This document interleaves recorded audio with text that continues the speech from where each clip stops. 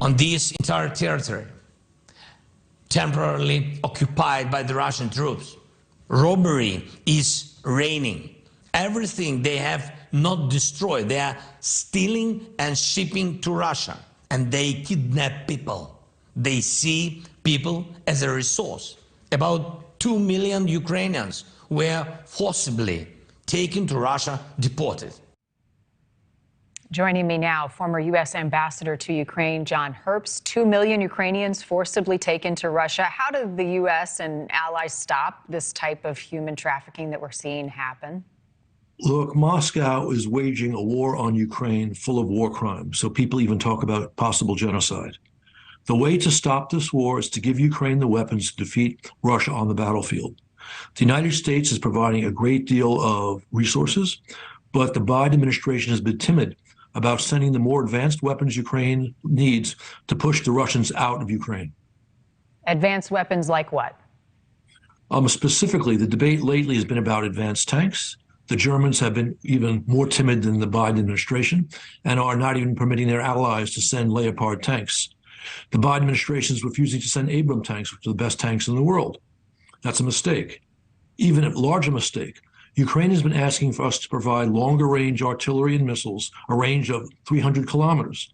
The administration is stubbornly saying we cannot send artillery or missiles with a range more than 85 kilometers because they're afraid of provoking the Russians.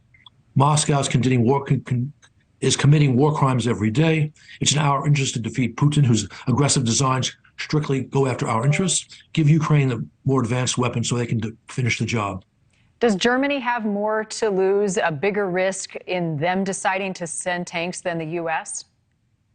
We all face the same so-called risk. From time to time, Russian officials threaten the use of nuclear weapons. But the Russian officials are highly unlikely to use nuclear weapons because all we're doing is talking about enabling Ukraine to take back its own territory. We're not talking about invading Russia. We're not talking about toppling Putin's regime. We're not talking about bombing Russia. So even Russian officials, former Russian generals and former KGB officers say publicly Putin would not actually use nukes because he doesn't want to commit suicide.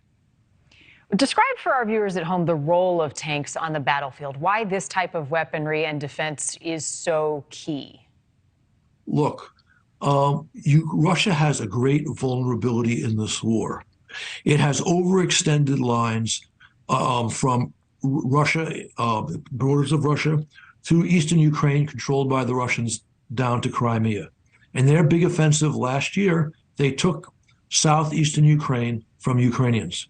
If we give Ukraine the longer range missiles and the tanks, they'll be able to sweep across those open steppes or plains and cut the supply line between Russia and Crimea. That will force all Russian troops in South Ukraine to retreat into Crimea, and will create an enormous problem for the Kremlin to supply not just Russian troops in Crimea, but Russian infrastructure in Crimea.